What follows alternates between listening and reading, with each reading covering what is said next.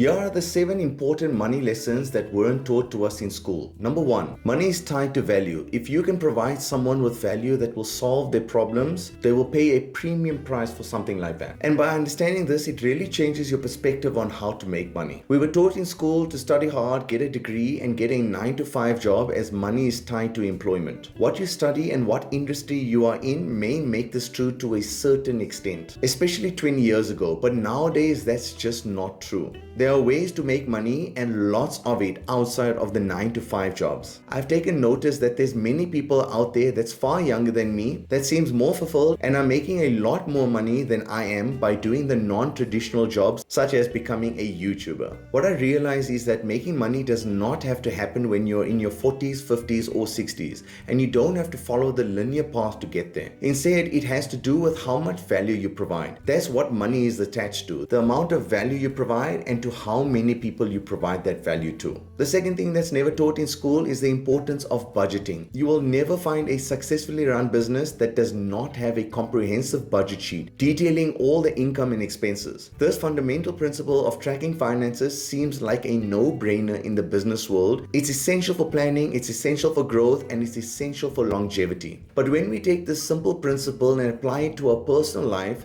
then it suddenly becomes something we want to avoid because many of us see budgeting as cutting back or not living the high life. But this is the complete opposite. What we want to see budgeting as is a way to improve your life going forward and being able to achieve financial freedom sooner. Creating a budget sheet is much easier and simpler than you may think. Have a look at this screenshot of what a basic budget sheet can look like. Begin by creating something like this and try doing it for 3 to 6 months and notice the trends in your spending. By doing this, it will allow you to cut back on certain expenses, thereby allowing you to save way more money. The third thing school did not teach us is the importance of investing, and more importantly, investing early. The power of compound interest is known by very few people. Let me show you an example of what I mean. If you invest $100,000 per year for the next 20 years, you would get a return of just over $50,000, which is a great return. However, if you had started investing just 10 years sooner,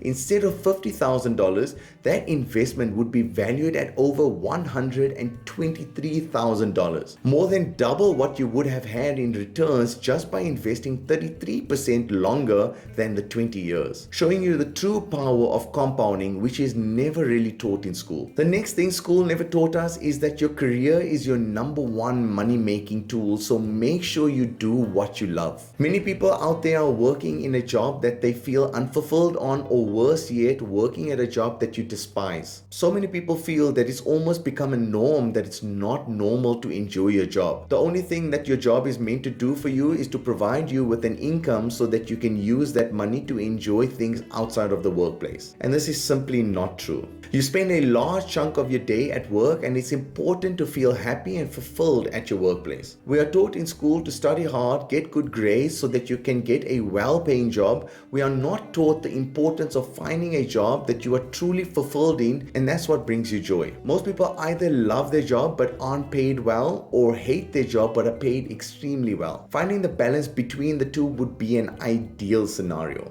So take your time in finding something that fits you well. And if you think this takes a long time, then temporarily find a job that brings you some sort of income and continually try finding a job that fits everything you want, or work on your side hustle that will bring you immense joy and good money in return. Lesson number 5 that school never taught us is that we should be spending on assets before liabilities. An asset is something that grows in value or brings in money, and a liability is something that drops in value or costs you money. An absolute basic example of what buying into an asset is buying an apartment for $30,000 and receiving rental income and expecting the apartment to be valued at, let's say, at least $35,000 in 2 years' time. An example of what buying into a liability is buying a brand new car worth $30,000 for yourself, which is not going to bring in any money for you and will be worth just $25,000 in 2 years' time. The thought process that school does not teach you is that when starting out in your career, you should be focusing heavily on buying assets and putting the liabilities on hold. Investing in assets can include real estate, buying stocks, or starting a business. Once you have built up enough assets, then you can put a little bit more focus into buying liabilities, such as buying the car of your dreams, if you wanted to. Many people start on the opposite route by buying into liabilities first, such as buying a car,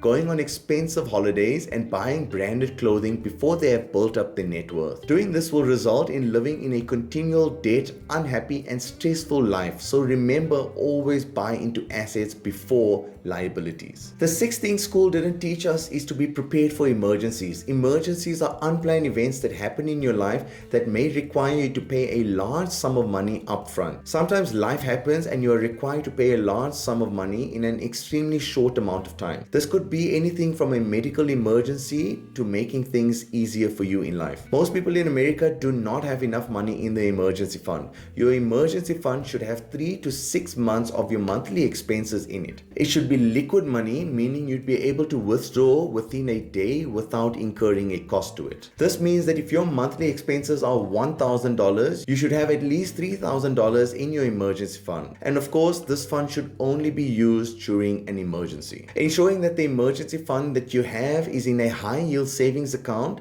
this will ensure that you receive interest on it and that it does not clash with your normal month-to-month checking account, as to avoid using the money from your emergency fund. Have a look at this image. 70% of Americans have less than $2,000 saved up. This means by you setting up an emergency fund with 3 to 6 months of your monthly expenses, you will already be in a better place financially than 70% of Americans. Lesson number 7 that school does not teach you is how to save money on taxes. Generally, countries who aren't fortunate to have massive natural resources like oil as a source of income rely on income taxes as the country's biggest source of income. The United Kingdom and United States being examples of this. Although we have to pay taxes for valid reasons, we are not taught in school on how to optimize our income in a way that saves money on taxes. Different income streams are taxed differently. Generally, employment income is taxed the heaviest. So this is the money that comes from people who are working the 9-to-5 job, working for a salary. The tax bracket for many countries can go up to 50%. Business income is taxed differently, and generally they are taxed lower than the employment tax income. But to further add to the benefits to the business tax is that businesses are able to deduct all their business expenses